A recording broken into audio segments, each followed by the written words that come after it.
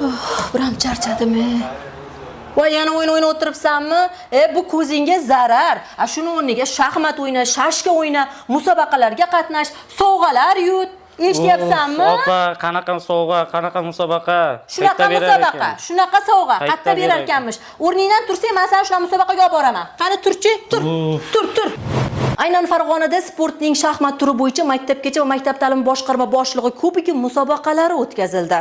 O'zbekiston Respublikasi Prezidentining tegishli qaror ijrosini ta'minlash va 46-Butunjahon shaxmat olimpiadasiga munosib yoshlarni saralab olishga qaratilgan musobaqa dastlab viloyatdagi 955 ta maktablar kesimida o'tkazildi. Unda 1-sinfdan 11-sinfgacha bo'lgan jami 52217 nafar o'quvchilar ishtirok etdilar.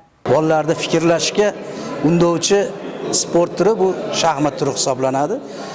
Aytganimizdek, maktab bosqichida 52 mingdan oshiq o'quvchilarimiz qatnashgan bo'lsa, shahar tuman bosqichida 2 mingdan oshiq o'quvchilarimiz qatnashdi.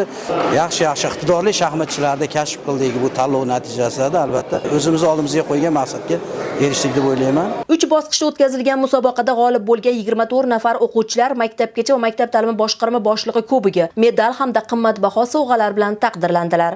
Bu televizorni kimga olib borib berasiz endi?